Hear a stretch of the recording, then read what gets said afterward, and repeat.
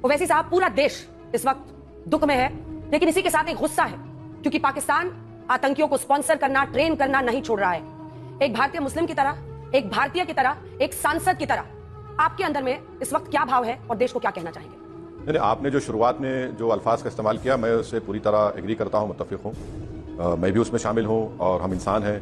और मेरे लिए तो सबसे तकलीफदेह बात यह है कि एक महिला अपने पति की लाश के पास बैठी भी है। वो ऐसी चीज़ है कि मैं अपने दिमाग से नहीं निकाल पा रहा हूँ। और फिर उससे तकलीफदेह बात यह है कि महिलाओं को, बच्चों को अलग करना, फिर मर्द लोगों की तरफ लेकर जाना, और फिर जो हिंदू हैं उनको गोली मारना, ये तो ऐसी चीज़ है कि इस पर रोंगटे खड़े हो जाते हैं। और जाहिर है पूरे मुल्क में गम है, गुस्सा है, तकलीफ़ है, और मैं भी उनके साथ शरीक खड़ा हूँ। हम इंसान हैं, तो ये तो हम नहीं कह सकते कि मरने वाले किसी और समुदाय के थे या फिर मरने वाला कोई मेरा बेटा या मेरा खूनी रिश्ता नहीं था।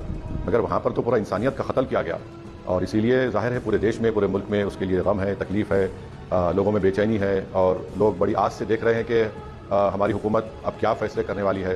क्योंकि एक तो यह है कि उनको फैसला करना ज़रूरी है, दूसरा यह कि अकाउंटेबिलिटी भी फिक्स करना है, और तीसरा यह कि जो डिटरेंस पॉलिसी हमारे देश की है उस पर भी असर नौ देखना है। और आखिर बात यह है कि पाकिस्तान जो है बराबर भारत में आकर यहाँ पर हमले करता है, यहाँ पर लोगों को गोली मारता है या बम ब्लास्ट करते हैं।